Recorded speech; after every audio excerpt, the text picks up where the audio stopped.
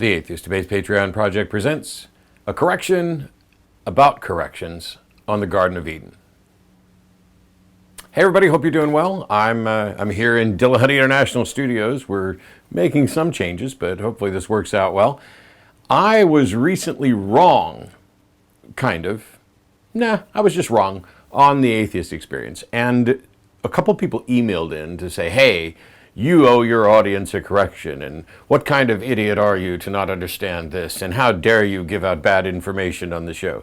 And the truth is, I've made plenty of mistakes on the show, and I'll continue to make mistakes. I've made mistakes probably in the Atheist Debates videos, and some of them I do my best to correct them at different times. It's not always easy. You'd have to go back and remove a video, edit a video, put it up, or you do an addendum.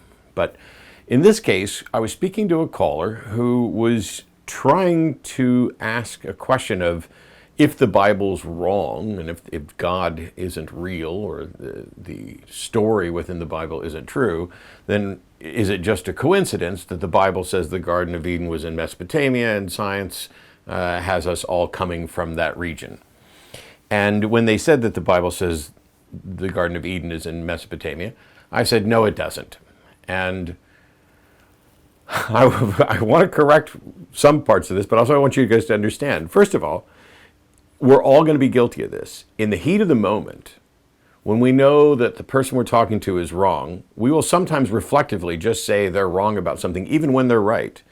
In this case, the Bible doesn't technically say that the Garden of Eden is or was in Mesopotamia.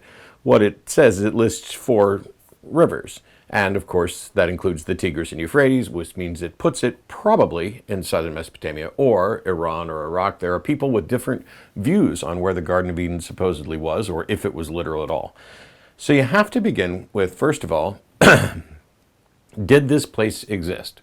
Well, I don't think it existed, and I don't think it exists now, but for the people who think it actually existed, there are those who don't think it exists anymore. There are those who think that God hid it or moved it, which is bizarre, and we'll get to that in a moment.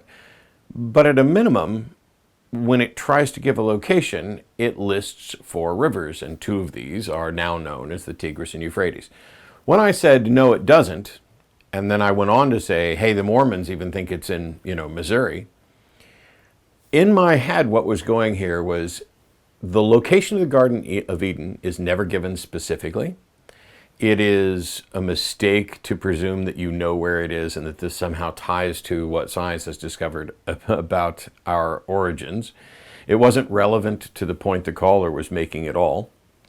And it was another distraction. In these conversations on the show where it's rapid fire, you're thinking on your feet, you have no idea what the other person's going to say, and then they bring up, quite often, point after point after point that is irrelevant to the conversation. Where the Garden of Eden is supposedly existed according to the Bible is irrelevant when we're talking about, hey, science says our origins are in this area. That doesn't somehow confirm the Garden of Eden story. Is it coincidence? Perhaps. Perhaps it's also that this is where language and civilization began to arise, and so there were a lot of stories from this area. But when I said it doesn't say it's in Mesopotamia, clearly there's a context in which it does, because at least parts of those rivers and the potential location is in Mesopotamia. When you're in these sort of rapid-fire conversations, and most of you won't be, most of you can pause. You're going to be having conversations with real people sitting next to you, or on the phone, or in a group. You're not going to be on television or on a broadcast with 6 other callers on hold. And that's something that a lot of people just don't grasp about what goes on the Atheist Experience in particular, and the other shows as well. And that is, I have a list of callers who are waiting to get on. And every moment of every call, I have to do a bunch of different things. It's not just sit there and, ignore what somebody's saying, or however some theists want to imagine it. What I have to do is listen, understand their argument, formulate the right questions and responses in order to hopefully guide them and other people towards an understanding or clarification. If they're not being clear, try to get them to be clear, which is why I'm so often pushing for them to just answer the question. If you just answer the question that I asked, we can then move on to the next thing. But I'm trying to make sure we're all on the same page and clear. Meanwhile, I'm also trying to make sure that this call isn't going on too long, that we're not repeating ourselves too much, and that we're not being rude to all the people who are on hold, all the people who are watching the show. It's not an easy job, and if you think you can do better, by all means, go out and do it. I want there to be countless shows of people attempting to do this. If for no other reason, then maybe we'll find a better way to do it, or maybe we'll figure out that mistakes are going to be made. And so when the caller is explaining to me that they don't understand how this doesn't essentially prove the Bible story true, my part of my brain says, oh my gosh, this is a complete distraction. Why? We were just talking about the right subject just a second ago. We were on the same page, and then you had to go and throw in this irrelevant diversion. And of course, some of the people who objected, or one of the people who objected and sent me an email, said it was absolutely relevant to the caller's point. Well, it was relevant in the sense that, of course, they have to point out where the Garden of Eden is in order to make their case. The problem is that their case is fallacious to begin with. They've begun with a flawed assumption that if something is consistent with the Bible, that this means that it necessarily confirms or even strongly hints that it could confirm the Bible story. And so, of course, having read the Bible many times and having been familiar with the passage in Genesis, chapter 2, verses, I think 10 through 14 or something, where it lists the four rivers that a river flows out of Eden and becomes the head of these four rivers which flow to the sea. And so the question is about that understanding, about that interpretation. Is it in this area where the Tigris and Euphrates are, or where they began, where they end, or some place along there? So let's ask ourselves a question. Has anybody found the Garden of Eden? I mean, we have GPS satellites, we have Google Street View. I frequently on my Twitch stream play a game called GeoGuessr, where it drops you in Google Street View somewhere in the world, and you have to move around, look around, and deduce where you are in the world. My cell phone can track me to within a couple of feet. We have mapped the bulk of the surface of the planet, or a good chunk of the surface of the planet. And if this place existed, you'd think we would have found it, which is why some people will say, oh, it's not meant to be taken literally. And some people say it is. And some people say it's hidden so that we can never find it. But if that's the case, then why is it at the end of Genesis chapter 3, it says that God put a cherubim at one end of the garden and a flaming sword or a magical sword that points in all directions at the other? Why would there need to be guards on something that we couldn't find? If God is in fact knowing and wise and magical, he could put the Garden of Eden where we could never find it, which means no need for guards. But he specifically puts guards there, which suggests that there's some way for us to find it. And yet we haven't. And it doesn't seem that there's any sort of serious expeditions to discover this, to scour every inch of these rivers that are listed to see what we can find. Maybe it's just too small. Maybe it's not a big deal. Maybe even if we found it, we couldn't get in. But if we found it and couldn't get in, we would at least find it. How cool would it be to find a place that's protected by a cherubim and a flaming sword? I mean, that would confirm it all. So the question is, if the Garden of Eden isn't literal, then the caller's point was moot. That it doesn't matter that the Bible says this. We understand about our origins from actual scientific evidence. If the Garden of Eden is a literal, actual place, that would be good to know. And if it's something that we can find, then one would think it would be a good idea for us to find it. But this is about corrections. And so I can sit here all day long and say, hey, when the caller said that, I was thinking along this track. And so I said, no, it doesn't say it's in Mesopotamia. In fact, the Mormons think it's in Missouri, because I wanted to shut that route down really quickly. But the truth is, it's perfectly reasonable interpretation of the Bible to say that it's in Mesopotamia, given the rivers that are listed. And so it probably would have been better for me at the time to say that it doesn't matter where it says it is, or it's not clear on where it says it is, or we're not even sure that it's a literal, actual location, or that you could still find it. All of those probably would have been better, and then I wouldn't have gotten the 2 emails that tried to correct me. The disappointing thing, I think, is that there were only 2 emails. Now, I watched another live show with some atheist callers on it. And they were arguing with a caller about a philosophical issue. And the caller was mostly right. The caller was a theist, and that caller was mostly correct in what they were saying, and the host on the show was mostly wrong. And yet, the people in the chat were absolutely on the side of the host and mocking the person on the phone and suggesting that, the host had completely owned them. Oh, stupid theist thing. Everybody in that chat who did that was wrong. They didn't understand the philosophical point any better than the host did, and the caller understood it better. And that lets me know that even within the atheist community, there are going to be issues that relate to more of a cult of personality, where some of you watching this, who are watching, you're tuning into content that I produce to learn something, because I've spent my entire life doing this, and I'm constantly studying, and I'm constantly trying to learn new things and come up with better arguments and corrections. So thank you for trusting me and to give you good information, and I will do my best to correct things. However, there are some of you out there who are like, wow, Matt understands this stuff so much better than I do. Matt must be right.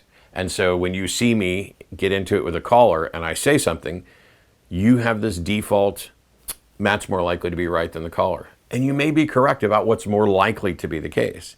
But if you just go with what I say, you're going to find out that at some point, I'm going to be wrong. And so when I say, the Bible doesn't say it's in Mesopotamia, I'm technically right in that it doesn't have the words, the Garden of Eden is in Mesopotamia. But that is a location that is wholly consistent with, or at least largely consistent with, what the Bible says about the location. And so I should have said it completely different so as not to give someone misinformation. And watching other atheists build their cult of personality and theists build their cult of personality to the point where even some good, decent people who I've had conversations with, we end up at odds because somebody will say something on Twitter, a theist will say something, and nobody wants to agree with them because they're the enemy, they're the opposition. Well, I tried to deal with some of this when Blake Junta and I were doing a number of debates, because Blake and I agreed on quite a few things, and we had a good understanding of philosophical structures and the arguments behind things. We didn't always see it eye to eye, but we were always being honest with each other. And I've tried to do this with other debate opponents as well. And when I don't understand something, I try to get experts in. I have experts on my Wednesday show, The Hang Up. I'll sit down with Ozzy or Dr. Malpass or anybody else to say, hey, here's something that I'm not quite sure about, or I'm incredibly I lack confidence on this. And I'll tell you what I did to close this up on the Garden of Eden. In my head, my brain went, I was right, they were wrong. I know I was right, I know they were wrong, because what I was actually talking about was this thing, when they were talking about something different. And they weren't entirely wrong. But I also remember being told as a kid by my parents or by a pastor, I can't remember which one, that God hid the Garden of Eden so that we would never find it. And that's bizarre to me, like I pointed out before. Why hide it if you're going to put guards on it? Why put guards on it if you're going to hide it? Those things just don't quite mesh. And so I went to a friend of mine who's a historian, because my understanding is that because we don't have original copies of Genesis, that what's happened is, as those things have been translated, the names of the rivers, Tigris and Euphrates in particular, were translated into English from other words, and that at the time that this would have been originally written, the rivers wouldn't have had those names. And so my head built a scenario where, with a perfectly reasonable conclusion, that when the Bible was originally written, those rivers would have had different names, which means that later on there were interpolations to say, this passage which describes a river that we don't know of and don't know where it is, must be talking about the Euphrates, and so the Euphrates name gets stuck in there. That is so sensible that if I had just said it and you didn't know any better, you would have believed it. Almost certainly. It makes sense. Hey, we don't know what the original said, but we know that rivers changed names, and some scribe at some point says, hey, what are these rivers? Oh, well, they don't have those names anymore. That's the Tigris and Euphrates. But that doesn't mean that they're necessarily correct. It also doesn't mean that I'm correct. And as it turns out, when I talked to my historian friend of mine, he's like, oh, I don't think I'd say that. I don't know how we could demonstrate that or anything else. And I realized he's completely right. Not only was I not able to demonstrate the truth of this, but it may not be true. And it also isn't relevant. It's much easier just for me to say, hey, when I told the caller the Bible did not say that the Garden of Eden was in Mesopotamia, I was more wrong than the caller was. I know that in my head, I know what I was thinking, and I know that it's not specific about it. And I wanted 20 other points. But my brain did all this in fast motion, and my mouth just shut them down. When it would have been so much easier just to say, that's not particularly relevant to the point, because while it does describe a couple of rivers, which would place it potentially in Mesopotamia, that doesn't mean that the origin point of humans in the Bible lines up with the origin point of humans from a scientific standpoint. It would have been a lot better to correct that. But like many other people, I benefit from having a mild cult of personality where people are going to accept what I say. And so I'm going to do better to correct those things. And I'm going to try to remind all of you to do better as well. So if you're watching some atheist call-in show and you don't really understand the topic, it's fine for you to say, I'm going to go with the odds and the person who I trust, who understands it better, to assume that they're more likely correct. But don't become so cocksure that you're trash talking a caller on a show and lauding the host or hosts on a show, because they can be wrong too. And not even like factually wrong, just misspeak, or in those heated conversations when we're potentially talking past each other, we can miss something important because we got caught up in a distraction. And I viewed the discussion about Garden of Eden as a distraction. What became an even bigger distraction was me saying that it doesn't say that it's in Mesopotamia. That distraction was added by me. So all I've done is take a distraction and add another one on top of it. And now the caller's more confused. People who are out there listening are like, I'm not quite sure that's true. And other people are like, yes, that's definitely true. Matt is right. Must go forward and tell everyone that the Garden of Eden is not in Mesopotamia. And which isn't even what I said. So we all need to exercise a little bit of caution and a little bit of humility. It's difficult to try and do 10 or 15 things at once. I'm amazed I don't screw up more often, more profoundly. But all of us are going to misspeak. And when you get something wrong, just say you got it wrong and dig in on how and why. You don't have to do a 19-minute video on, oh, here's this little mistake I made.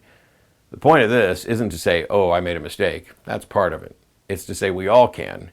And please don't take me or whoever your favorite atheist speaker is just at face value. We're going to get stuff wrong. And so are you. And it's not the end of the world. The easiest thing you can do is say, you know what? I learned something new. I was wrong. I knew that. I don't know what I was thinking. I apologize. And so to the caller, you were correct in what you were trying to say. That in one context, the Bible does suggest that the Garden of Eden is or was in the Mesopotamia. Doesn't make any difference to this alignment of potential origin stories, because we can't prove anything about the Garden of Eden. You could try and go find it. And even if you did, then we'd have all of our work in front of us, because how wonderful would it be to discover a garden defended by a cherubim and a sword that confirms to some strong degree the origin story in the Bible. Makes me wonder why nobody's actually found it yet. We'll see you next time. Bye-bye. This video is made possible by supporters of the Atheist Debates Patreon project. You can find more information and add your support at patreon.com/atheistdebates.